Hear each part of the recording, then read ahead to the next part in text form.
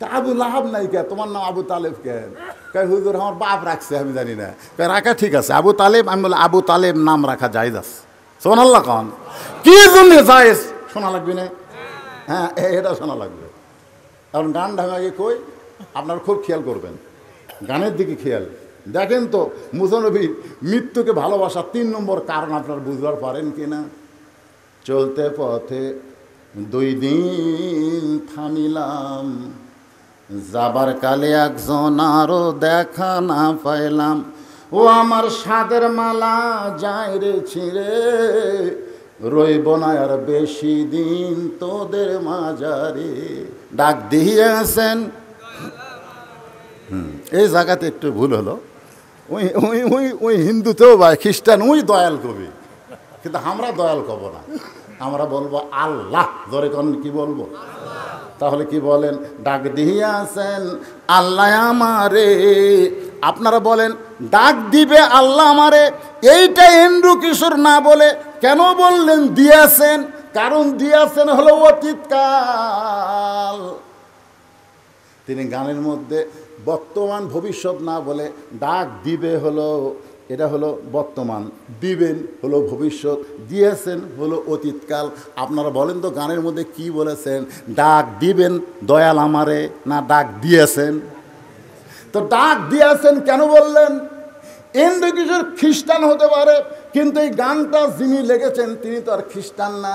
তিনি কোরআনের সূরা মুলকের 2 নম্বর আয়াতকে এই গানের মধ্যে নিয়ে এসে বলতেছেন, আল্লাযী খালাকাল মাউতা ওয়াল হায়াতা লিয়াবলুয়াকুম আইয়ুকুম আহসানু আমালান ওয়া হুয়াল আজিজুল গফুর। কি মজা রে! এ মুসা নবীর মৃত্যুর 3 নম্বর কারণ শোনার পরে আপনাদের কারো আর বাঁচার স্বাদই থাকবি না, খালি মন চাবি কখন মন মরে, কখন মন মরে। আমার এক আত্মীয় বুঝলেন, সেই বাসা করছে শহরে, আমি তো গ্রামে থাকি। আমার এই বাড়ি কয়ে অভ্যাস আছে। কি কয়ে বাড়ি? আপনার গ্রামের লোকেরা কি করেন? এটা কার বাড়ি, এটা কার বাড়ি, এটা কর না। তো আমার ওই দোস্তর বাসার যায়, বাড়ির যায়, আমি বললাম কে ভাই এত সুন্দর গেট আর যে সুন্দর বাড়ি, কত টাকা লাগছে? তখন বলতেছে তুমি শিক্ষিত হয়েছে, আলেম হয়েছে, বক্তা হয়েছে, কিন্তু জ্ঞান কম। আমি গেলাম কেন ভাই? কিন্তু এই কোটি টাকা খরচ করে এর নাম বাড়ি? এই এটা কি তোর গ্রামের বাড়ি? বাতু কে ফেক আছে? বাড়ি কষি আর রাগ ধরছে, বলা লাগবে বাসা। বলা লাগবে ভাই এত সুন্দর বাসা, এত সুন্দর বাসা বলা লাগবে, কিন্তু আমি কইছি বাড়ি। এই বাড়ি কোয়াতে ওর রাগ। আমি তখন বললাম তাহলে আব্দুল আলিম কি ভুল কইছে নাকি? ও আমারে বলতেছে আব্দুল আলিম কি কইছে? বলে আজ থেকে 50 বছর আগে আব্দুল আলিম একটা গান গায়ে গেছে, এপারে তোর বসত বাড়ি, ওই পারে তোর বাসা। সবাই বলেন এপারে তোর বসত বাড়ি, ওই পারে তোর বাসা। ভবদরিয়ায় পাড়ি দিতে কেমনে করলি আশা, লাভ করিতে আইসারে ভবে হইলারে বেদিশা। রতন কাঞ্চন বদল দিয়া, রতন কাঞ্চন বদল দিয়া কিনলি তামাশিসা। এপারে তোর বসত বাড়ি, ওই পারে তোর বাসা। ও আমারই কইল ভাই এ গান দিয়ে আপনি কি বুঝাইলেন? আমি বললাম গান দিয়ে বুঝাইলাম পাগল, দুনিয়াতে কয়দিন আমরা বসত করব, আর যেখানে বসত করা হয় সেটা হলো বাড়ি, আর চিরস্থায়ীভাবে যেখানে থাকা হবে সেটার নাম হলো বাসা। আপনাকে অনেক ধনী মানুষ সেটা একজন শহরে বাসা করছেন, কিন্তু আপনাদের এই পূর্ণিমাঘাতি তাদের বাড়ি আছে, মাঝে মধ্যে তারা কিন্তু আসে, থাকতে আর চাই না। ধরে কোন ঠিক কিনা? গ্রামের লোকেরা বলে ভাই এতদিন পরে যখন আইসেন বাড়িতে একটু থাকেন। কয় না ভাই আমার বাসার যাওয়া লাগবে, আমার বাসার যাওয়া লাগবে, কারণ বাড়িটা দেখতে আসা যায় কিন্তু থাকার জায়গা না, আমি থাকবো বাসায় গিয়া। ইমাম গাজ্জালী বলেছেন, দুনিয়ার যেগুলো বাসা আছে তোমরা বাসা মনে করে আশা করতেছো থাকবে চিরকাল, কিন্তু শহরের বাসা থাকলে, গ্রামের বাড়ি যেমন তোমার ভালো লাগে না, জান্নাতে যাদের বাসা তৈরি করা হয়ে গেছে তাদের দুনিয়াও ভালো লাগবে না, আইসে ঠিকই তাদের যাইতে হবে, এই চিন্তা তারা সব সময় করবে। কথা বলেন ঠিক? এখন মুসা নবী মৃত্যুকে পছন্দ করার 3 নম্বর কারণ বলবো। এ কারণ বলার আগে আমার মা বোনেরা খালি খেপতিছে যে এই আজ্ঞাটা আদায় করে গেল, জামাই কি এক ওয়াজ করলো আমরা বুঝতে পারলো না, কাপন চোরা, আর বক্তা সে কি এক ওয়াজ ধরলো রে, আমাকে ওয়াজ তো কেউ করলো না, ঠিক কিনা বলেন? এর জন্যে মাত্র 5টা মিনিট, কারণ ওরা যদি ভালো হয় শান্তিকার না, বউ যদি ভালো হয় শান্তিকার, পাড়ার লোকের না স্বামীর। হ্যাঁ, আমাকে বউগুলা পাড়া ঠিক থছে বুঝলেন, কিন্তু বাড়ি ঠিক থয়নি। পাড়া ঠিক, গোটাল পাড়া সবাই বলে ভাবি ভাবি, হ্যাঁ ভাবি আপনার যে কী সাইজ, মনে হয় আপনার বিয়ে হয়নি। তো দেখো আল্লাহ তোমার কি চোখ দিছে রে, আর আমার স্বামী এই ভালো কথা আমার কোনোদিনও কয়নি। আমি কইলাম যারা বলতেছে ভাবি মনে হয় তোমার বিয়ে হয়নি, এরা এই তারিফ করার কারণে হলো ওভার ডিউটি মারবার চাই, ধরে কোন কথা ঠিক কি না? আর স্বামীর তো ওভার ডিউটি না, স্বামীর হলো ডিউটি। কারণ আপনাদের পূর্ণিমা গাছিতে এই জায়গায় আমি আবার কোনোদিন আসতে পারবো তার কোনো গ্যারান্টি নাই, ধরে কোন কথা ঠিক কিনা? একই থানায় ওয়াজ ছিল আমার আর কাউসারির, একই থানায়, যেদিন মারা গেল আমার ওই থানাতে ওয়াজ ছিল। আমরা 2 ভাই, এক জায়গা তো ওয়াজ নাই কিন্তু একই থানায়। আমাকে আজরাইল সেদিন ধরবার পারেনি, আমাকে হয়তো খুঁজিছে, খোঁজার পর দেখতেছে কোনটাক ধরলে এখন কাম হবে, এই কাউসারিক ধরছে রা। ওয়াজ ওঠার আগে আমাকে বললো ভাইজান শরীরে আমার একটু খারাপ লাগতেছে, আপনার কখন দেবে? আমি বেলকুদি চালাচ্ছিলাম, আমি বললাম ভাই এর কিন্তু কী অভ্যাস হলো, কেন আদায় করতেছে, বক্তাক তুলে দেওয়ার আক্কেলই নাই। আমি তাই বলতেছি, তাহলে দোয়া করেন ভাই, আমি টেতর যাচ্ছি, শরীর একটু নার্ভাস লাগতেছে, দোয়া করেন। আমি দোয়া করলাম, ফি আমানিল্লাহ। কি ভাবতেছেন? বাড়িতে বলে গেছে বউকে যে 2টার দিকে আসবো। কাউসের ভাইয়ের একটা অভ্যাস ছিল, বাড়িতে আসলে বউ দুধ গরম করে রাখে, 2 জন মিলা খায়, স্বামীর জন্যই বউ রাখে, কিন্তু স্বামী আবার একলা খায় না, বউ লিয়া খায়। এই জন্য স্বামী যাওয়ার মাত্র কয়েকদিন পরে বউ চলে গেছে, ধরে কোন কথা ঠিক কি? মাত্র 17 দিন পর। এলা গোপন খবর তো জানেন না, খালি ধান্দা। আসতি কানে কানে কই হুজুর রাজনীতির অর্জন করেন না, কয়দিন থাকবো রে দুনিয়া? হ্যাঁ কয়দিন থাকবো? বাড়ি বানাতো ঢাকা, 5 তলা 2টা 1.5 লাখ টাকার খাট, 12,000 টাকার কম্বল। পৌষ মাসের 9টার সময় বলতেছে আমার বাসা আমার ঘর, আমাক নামাইকে। 2 কান্দের ফেরেশতা বলতেছে আল্লাহ এই কি কয়, আমার বাসা আমার ঘর আমাক নামাইকে? আল্লাহ বলতেছে ধৈর্য ধর, দেখা যায়। রাত 3টার সময় একটা ভূমিকম্প, ধরে কোন কি কম্প, সামান্য বিল্ডিং লয়ে উঠছে, ওই এত ফোর্সে নামছে, কম্বলের মধ্যে লঙ্গি খুলে আছে, এরা পর্যন্ত পড়ার টাইম পায়নি। 2 কান্দের ফেরেশতা বলতেছে আল্লাহ নামাইলা, তাই বলে ন্যাংটা করে নামালা। আল্লাহ বলে সহজে যদি নাম্বার না চায় তার ভাগ্য এরকমই হয়, তুইজ্জু মান তাশা ওয়া তুযিল্লু মান তাশা বিয়াদিকাল খায়র ইন্নাকা আলা কুল্লি শাইইন কাদির। কিছুদিন আগে তুরস্কে ভূমিকম্পে কত মানুষ মারা গেছে, কত বিল্ডিং মাটির তলে চলে গেছে, ধরে কোন কথা ঠিক কি? তো তাহলে এগুলা কি বাড়ি না বাসা? এ কথা কন। মুসানের মৃত্যুকে ভালোবাসার 3 নম্বর কারণ বলার আগে আমার মা বোনদের জন্য 5টা মিনিট ওয়াজ করব, একটু ধৈর্য ধরে শুনতে হবে, কারণ আমার মায়েরা তো আমাদের অংশ, ধরে কোন ঠিক কি না? কারণ একজন নেপোলিয়ান বলেছে, মা যদি ভালো হয় তার পেটের সন্তান আল্লাহর ওলি হয়। নেপোলিয়ান ছিল খ্রিস্টান, ও কিন্তু মরিয়মের কথা, মা মরিয়মের কথা মনে করে বলেছে, কারণ মরিয়মের স্বামী ছিল না, তার পেট থেকে ঈসা আলাইহিস সালাম বের হয়েছে।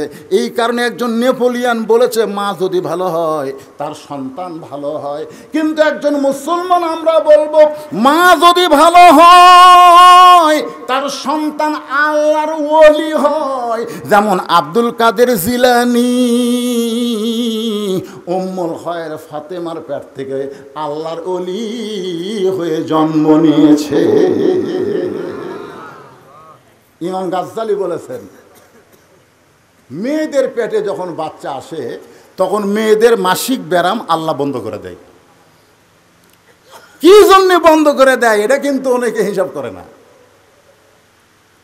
মেয়েদের প্রতি মাসে 3 দিন 5 দিন একটা অসুখ হয়, মেয়েদের হয়। যারা বিয়ে করছেন তারা জানতেছেন না, যারা বিয়ে করতেছেন জানতেছেন না। আপনি খুব মোশনলে বইয়ের কাছে গেছেন, বউ তখন কী কয় রেড সিগন্যাল। তো এখন 3 দিন 5 দিন এটা একটা অসুখ হয়, কিন্তু যখনই পেটে বাচ্চা আসে তখন আল্লাহ তাআলা এই অসুখটা বন্ধ করে দেয়। কেন বন্ধ করে দেয়? যে বাচ্চা পেটে থাকা অবস্থায় মার যেন কোনো ইবাদতের কমতি না হয়। এই অসুখ হলে কোরআন পড়া যাবে না, নামাজ পড়া যাবে না, রোজা করা যাবে না। এই জন্যে আল্লাহ সন্তান পেটে আসার সাথে সাথে সন্তানের জন্যে মায়ের ইবাদতের যেন কোনো কমতি না হয়, এই জন্য অসুখ বন্ধ করে দেয়। কারণ মায়ের ইবাদতের সাথে, মায়ের খাওয়ার সাথে, মায়ের ঘুমানোর সাথে, মায়ের বেড়ানোর সাথে, মায়ের কথার সাথে পেটের বাচ্চারও একটা সম্পর্ক হয়ে যায়। পেটত বাচ্চা নিয়ে মা যদি গোটা পাড়া ঘোরে, সেই সন্তান দুনিয়াতে সে কোরআনের মাহফিলে বসে থাকবে না, কারণ পেটের মধ্যে ওর ঘরণী ব্যারাম শুরু হতে। তোর কোন কথা ঠিক কিনা? আল্লাহর বান্দার একটু মনোযোগ দেন। মা আপনাদের 1 নম্বর আমল হলো অকরনা ফি বুয়ুতিকুন্না ওয়ালা তাবাররুজনা তাবাররুজাল জাহিলিয়াতিল উলা। গভীর রাত্রে হযরত আলীর বুকের ভিতরে ফাতেমার মাথা, ফোঁপায় ফোঁপায় কাঁদতেছে। আলী বলে, ফাতেমা কান্দো কেন? বুকের মধ্যে মাথা দিয়া কান্দো কেন? বলে, স্বামী কান্দার কারণ হলো আল্লাহ আমার দোয়া কবুল করছে। সুবহানাল্লাহ কবেন না?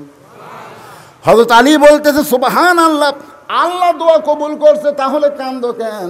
ফাতেমা বলে, স্বামী গো, কি দোয়া আল্লাহ কবুল করছে এইটা কি আপনি শুনবেন না? আলী বলতেছে, তাহলে বলো কি দোয়া আল্লাহ কবুল করলো? ফাতেমা বলতেছে, আল্লাহ আমার পর্দার দোয়া কবুল করেছে। আমি দোয়া করেছি, আল্লাহ এই ফাতেমাকে পর্দার মধ্যে তুমি মৃত্যু দিও। আল্লাহ তাআলা বলেছে, ফাতেমা তোমার দোয়া আমি কবুল করে নিলাম। আলী বলতেছে, তাহলে খুশি হওয়ার কথা, কান্দো কেন? খুশি হওয়ার কথা, কান্দো কেন? সারা জীবন যেই ব্যক্তি পর্দা করেছে, মরার সময় তো সে পর্দার ভিতরেই মরবে। কারণ যারা পর্দা করে না তাদের কথা আলাদা, কিন্তু যে ফাতেমা পর্দা করেছে আমি স্বামী হিসেবে তো জানি, তাহলে তুমি পর্দার মধ্যে মরবে, আল্লাহ কবুল করেছে, তাহলে কান্দার কারণ কি? ফাতেমা বলে, স্বামী গো, সেই দোয়া কবে কবুল হয়েছে সেইটা কি শুনবেন না? আলী বলতে যে কবে সেই দোয়া কবুল হয়েছে? ফাতেমা বলে, স্বামী মনে কষ্ট নেবেন না, মন খারাপ করবেন না, আজকে গভীর রাত্রে পর্দার ভিতরে ফাতেমার মৃত্যু হবে। যে বলেছে আজকে গভীর রাত্রে পর্দার মধ্যে ফাতেমার মৃত্যু হবে, গাছ যেরম গোড়া কাটলে পড়ে যায়, হযরত আলী তেমনি পড়ে গেলেন ঘরের মাঝায়। মা ফাতেমা মুস্কি মুস্কি হাসতেছে, মুস্কি মুস্কি হেসে স্বামীর কপালে একটা চুমা দিয়ে বলে, স্বামী গো, আমি আমার বাবার কাছে শুনেছি আপনি হলেন আসাদুল্লাহিল গালেব। আমার বাবা বলেছে আলী শুধু আলী না, আলী হচ্ছে আল্লাহর সিংহ। জোরে কান সুবহানাল্লাহ। আমার বাবা বলেছে আনা মাদিনাতুল ইলমি ওয়া আলিউ বাবুহা, আমি হচ্ছে এলেমের শহর, আলী হচ্ছে তার দরওয়াজা। আপনি হলেন জ্ঞানের সম্রাট, আপনি হলেন বিশ্ববীর, বিশ্ববীর আর জ্ঞানের সম্রাট হইয়া আমার মৃত্যুর খবর শুনে এমন করে আপনি পড়ে গেলেন কেন? আপনি কি জানেন না এই দুনিয়া থাকার জায়গা না, আসলে যাইতে হবে। স্বামীর কপালে চুমা দিচ্ছেন গভীর রাত্রে, যিনি মৃত্যুবরণ করবেন, যিনি মৃত্যুবরণ করবেন তিনি জীবিত মানুষকে বুঝাচ্ছেন আপনি কি জানেন না আসলে যাইতে হবে। এখানে যারা বসে আছেন ভাই, আপনারা শূন্যস্থান পুরা করবেন, আমি যেই বলবো আসলে আপনারা বলবেন যাইতে হবে। বলতে পারবেন কি পারবেন না? আসলে এটা কি অন্তর থেকে বলেন?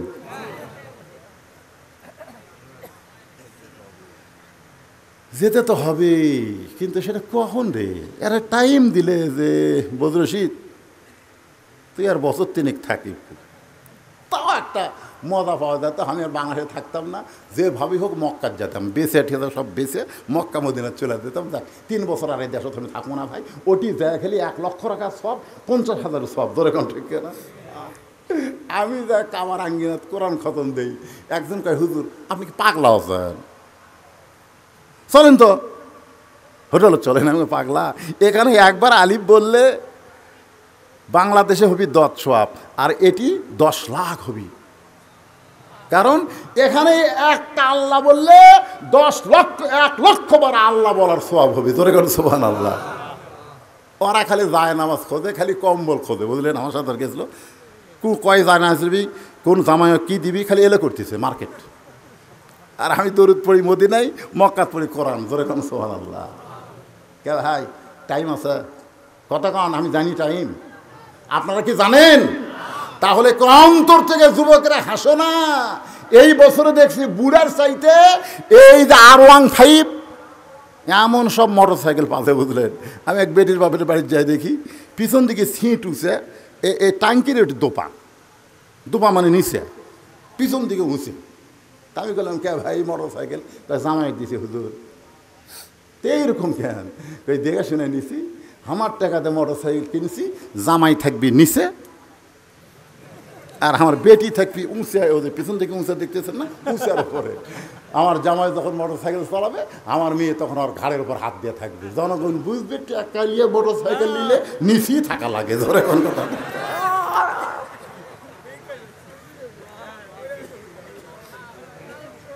মনে হচ্ছে না? মরেছে না? আসার সময় তো আমার গাড়ির সাথে মনে হয় একটা বাইজবার লিস, হাই রে ওরা হ্যাক ব্যাক বোঝে না, মানে হাইড্রোলিক ব্রেক। যতই বিপদ ধর্ম রে, এক সময় তোর হুঁশি আল্লাহ কাড়া নিবি, ব্রেক ধরার টাইম হবি না। ধরে কোন কথা ঠিক কিনা? তাই সবাইকে লক্ষ্য করে আমরা সবাই একসঙ্গে বলবো আসলে। এই দুনিয়াতে এসেছি যারা, কখন যাব আমরা জানি না। ফাতেমা বলে স্বামীকে এমন করে আপনি কাঁদবেন না, আপনি যদি এমন করে কাঁদেন তাহলে আমি মরে যাওয়ার পর আমার 3টা চাওয়া আপনি কেমনে পুরা করবেন? আলী আরও জোরে কান্দে, রে ফাতেমা দুনিয়াতে গরিব ছিলাম বলে তুই কিছুই চাইলা না, আর মরার পরে তুমি কি চাইবা ফাতেমা? হজরত আলী এত গরিব ছিল, একদিন আল্লাহ নবী জোহরের নামাজের পরে ফাতেমার দরজায় আসসালামু আলাইকা ইয়াহলাল, আসসালামু আলাইকুম ইয়াহলাল বাইত, সঙ্গে সঙ্গে ফাতেমা দরজায় এসে কান্না শুরু করে দিলেন। রাসূলুল্লাহ, ফাতেমা আমি কিন্তু দরজা থেকে তোর ঘরের মধ্যে দরজার বাইরে কান্না শুনতে পাচ্ছি। ফাতেমা বলে বাবা ফেরত যান, আমি দরজা খুলতে পারবো না। আল্লাহ রাসূল বলে ফাতেমা একটু দরজা খোল, আমি তোর এক নজর দেখবার চাই। ফাতেমা কান্দের বলে বাবা এখন যেই পোশাক আমার পরনে আছে, এই পোশাক পরে আপনার জন্য দরজা খুলতে আমার বড় শরম লাগতেছে। আল্লাহ নবী চলে গেলেন। আসরের নামাজের পরে নবী এসে ফাতেমার দরজায় বললেন মা আর পারলাম না, একটা নজর তোকে আমি দেখতে চাই, তোকে দেখার জন্য কলজা ছটফটায়। যায়। ফাতেমা কান্দে বলে, বাবা এমন একটা পোশাক আমার পরনে, যেই পোশাক পরে আপনার জন্য দরজা খুলতে বড় শরম লাগে। আল্লাহ রাসূল গায়ের চাদর এক টানে খুলে জানলার পাশে গিয়ে বলে, ফাতেমা এই চাদরখানা তুই নে মা, এই চাদর পরে আমার জন্য তুই দরজা খুলে দে। নবীর গায়ের চাদর ফাতেমার শরীরে জড়ায়া আল্লাহর নবীর জন্য, বাবার জন্য দরজা খুলে দেয়। নবী তাকায় দেখে ফাতেমা বাবার মুখের দিকে তাকায় না, মাটির দিকে তাকায় আছে। আল্লাহ রাসূল কান্দের বলে, ফাতেমা তোরে দেখার জন্য আমি চাদর দিয়ে ঘরের দরজা খুললি, তারপরেও আমার মুখের দিকে কেন তাকাস না, কেন তাকাস না? যেই মাত্র ফাতেমা নবীর মুখের দিকে তাকাইছে, আল্লাহ রাসূল বলতে, ফাতেমা এত সুন্দর তোরে লাগতেছে, চোখের তলে কি সুরমা দিয়েছিস মা? কি কালিমা, কি সুন্দর কালো লাগতেছে। ফাতেমা কান্দার বলে, বাবা আজকে কয়েকদিন হলে না খাওয়ার কারণে আমার চোখের নিচে কালি পড়ে গেছে। আল্লাহ নবী ফাতেমার হাত ধরে বললেন, ফাতেমা এত কষ্টের পরেও আমার আলীরে তুই কিছু বলবি না, কারণ ধনী ধনী ছেলেরা তোকে বিয়ে করবার চাইছিল, আমিও বিয়ে দিবার চাইছিলাম, কিন্তু আল্লাহ আলীরে তোর জন্য পছন্দ করে যখন বলল, আমি তখন কি করব মা? ও ফাতেমা যদি শান্তি পাবার চাস তাহলে 33 বার সুবহানাল্লাহ, 33 বার আলহামদুলিল্লাহ, আর 34 বার আল্লাহু আকবার জিকির কর, তোর দেহের ক্ষুধা চলে যাবে, আল্লাহ রুহের ক্ষুধা দূর করে দিবে।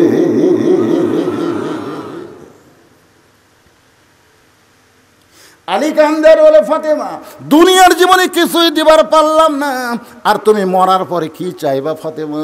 বলে, 1 নম্বর চাওয়া হলো রাতের অন্ধকারে মৃত্যুবরণ করলাম, এ রাতের অন্ধকারই আমাকে দাফন করা লাগবে, দিনের বেলা বেপর্দা আলোর মধ্যে আমাকে দাফন করা যাবে না, এরকম রাতের অন্ধকারই দাফন করা লাগবে। আমার চাওয়া হলো আমি মরে যাব, রাতের অন্ধকারই আমাকে দাফন করবেন। আমার 2 নম্বর চাওয়া হলো আমার কোনো জানাজার ব্যবস্থা করবেন না, আমার কোনো জানাজার ব্যবস্থা করবেন না। আলী বলে, ফাতেমা তুমি নবীর কলিজার টুকরা, লক্ষ মানুষ তোমার জানাজায় শামিল হবে, তুমি কেন জানাজা নিষেধ করো? ফাতেমা বলে, স্বামী গো আমি এতদিন পর্দার মধ্যে থেকে আল্লাহর হুকুম আমল করার পরে বুঝতে পেরেছি, লক্ষ মানুষ যদি বলে ফাতেমা ভালো, আল্লাহ কিন্তু লক্ষ মানুষের দিকে তাকায় থাকবে না, আল্লাহ খালি আপনার মুখের দিকে তাকায় থাকবে। আপনি যদি বলেন ভালো না, তাহলে লক্ষ মানুষের দোয়া দিয়ে ফাতেমার 1 তিল পরিমাণ লাভ হবে না। আর দুনিয়ার তামাম মানুষ যদি বলে ফাতেমা খারাপ, আর আপনি যদি বলেন আমার বউ ফাতেমা ভালো, এক স্বামীর মুখের সার্টিফিকেটে ফাতেমার জান্নাতের 8টা দরজা খুলে গেল। আমার মায়েরা, পদ্মার অন্তরে যারা আছেন মা, গ্রামের লোক আপনাকে ভালো কোক, দুনিয়ার লোক ভালো কোক, এইটা কোনো সময় আপনি চাবেন না। আল্লাহ রাসূল বললেন, ফাতেমা আল্লাহর পরে কাউকে যদি সেজদা দেওয়ার হুকুম থাকতো, তাহলে প্রত্যেকটা মেয়েকে আমি বলতাম স্বামীর পায়ে সেজদা করো, কিন্তু আল্লাহ ছাড়া কাউকে সেজদা করা যাবে না, এই কারণেই বললাম স্বামীর পায়ে সেজদা করো না। কিন্তু বুঝে নাও, মেয়েদের কাছে আল্লাহর পরেই সবচাইতে যে দামি সেই হলো তার স্বামী। জোরে কোন সুবহানাল্লাহ। আমার মায়ের একটু মনোযোগ দিয়ে শোনেন। ফাতেমা 3 নম্বর দাবি করলেন, স্বামী গো আমার লাশটা কিন্তু খাটনিতে তুলবেন না, আমার লাশটা খাটনিতে তুলবেন না। আমি ফাতেমার দেহের ওজন কত এটা দুনিয়ার কোনো মানুষ যেন বুঝবার না পারে। সুবহানাল্লাহ। বর্তমানে যে খাটনি কান্দে নেওয়ার 4 জন, সে 4 জন তখন নাই। আমার বাবা যদি দুনিয়াতে জীবিত থাকতো, মরা মেয়ে লাশের খাটনি বাবা কান্দে নিবার পারত। আমার হাসান হোসেন যদি বড় হইতো, তাহলে মায়ের লাশের খাটনি কান্দে নিবার পারত। 6 মাস আগে আল্লাহর নবী দুনিয়া থেকে বিদায় হয়ে গেছে। আমার হাসান হোসেন এত ছোট,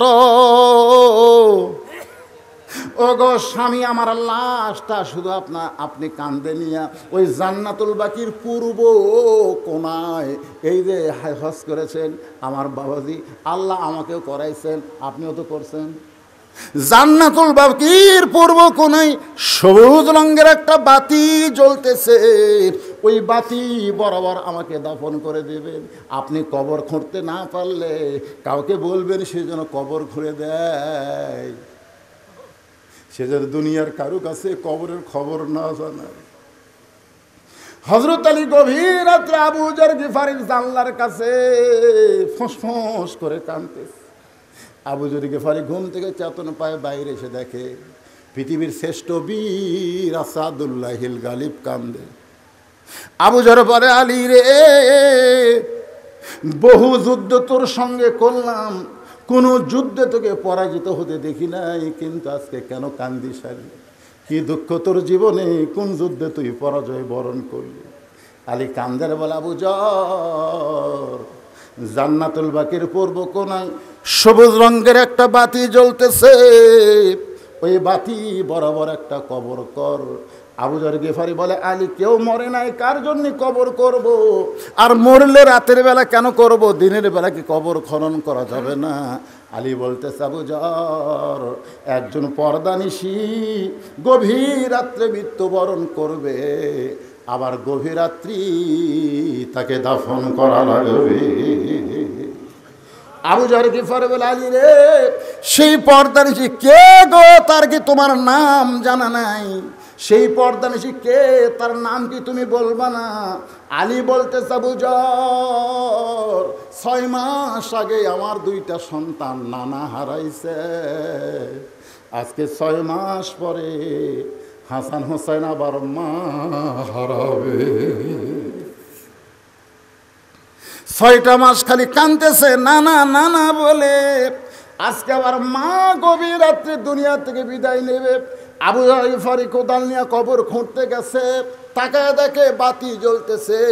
যে বাতি জ্বলতেছে এই বাতির কোনো তার নাই, বাতির কোনো সুইচ নাই, বিনা তারে বিনা সুইচে আল্লাহর হুকুমে বাতিখানা জ্বলতেছে। বাজান, একটু খেয়াল করবেন, বাতির আলো গোলাকার হয়ে পড়ে, কিন্তু 4 কোনা কবরের মতন পড়েছে। ওই আলোর মধ্যে আবু যর গিফারি কোদাল দিয়ে কবর খোঁড়া শুরু করলো। এক সময় আবেগে বলতেছে, কবর রে, দিনের বেলা খুঁড়তে আসলাম না, রাতের বেলা খুঁড়তেছি, তুই কি জানিস তোর মধ্যে কাকে রাখা হবে? কবর। নবীর মেয়ে হওয়ার পরেও নবী যাকে মা বলে সম্মান করেছে, সেই ফাতেমার কবর হবে। খবরদার বেয়াদবি করিস না।